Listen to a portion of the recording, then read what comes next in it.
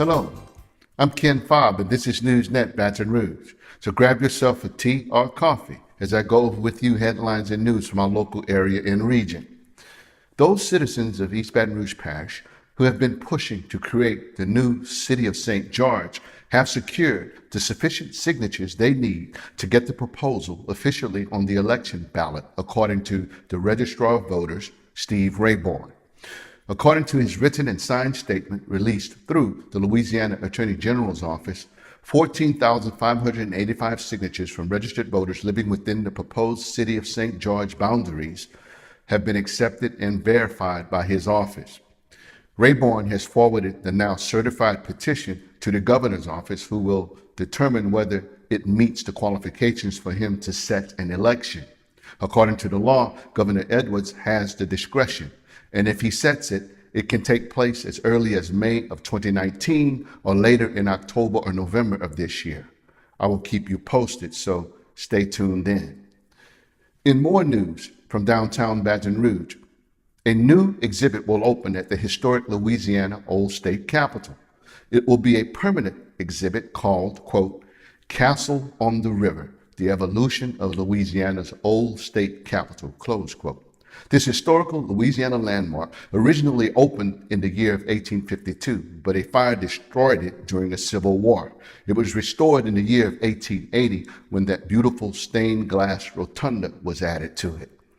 It remained the official Louisiana state capitol until 1932, when the current much larger and taller state capitol, the construction of which was initiated by Governor Huey P. Long, was opened. Our current Louisiana state capitol building is still reported as being one of the tallest, if not the tallest, state capitals in the U.S. Now, after the current state capitol opened in 1932, the old state capitol fell into much disrepair. But in 1994, $6 million was spent to restore the current Louisiana Old State Capitol structure to its present condition. In Jackson, Louisiana, doctors at the Louisiana State Mental Facility have concluded that Ryan Sharp, the alleged 2017 serial killer, is now mentally competent to stand trial. The 37-year-old Clinton, Louisiana man has previously pled not guilty to all charges filed against him in East Baton Rouge Parish and in East Feliciana Parish, respectively, for fatally shooting 3 men to death and for shooting and seriously wounding a 4th man.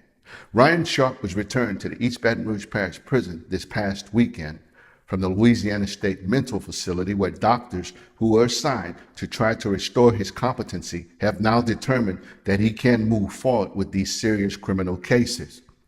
Reportedly, these doctors have concluded that defendant Sharp understands the nature of the charges against him and that he has the mental capacity to assist his attorneys in his own defense. District Attorney Hilla Moore says that the written report to the courts is extremely thorough and comprehensive, and that he agrees with the doctors. You should recall Ryan Sharp is charged with the first-degree murder in October 2017 of Brad DeFranceschi, the second-degree murder of Thomas Bass in July of 2017, as well as the second-degree murder of Carol Breeden in September of 2017.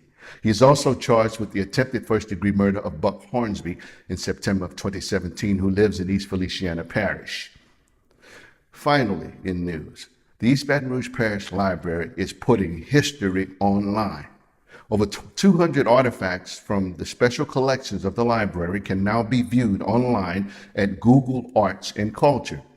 This new virtual exhibition allows users to see historic photographs and many other treasures of the Louisiana Library, such as an oral history with African-American activists recorded by the YWCA in 1983, images of the Advocate Capital City Press, and photographs from the Baton Rouge Room Vertical File, making their digital debut. To partake of this convenient and wonderful resource, simply go to artsculture.google.com/partner/East Baton Rouge Parish Library.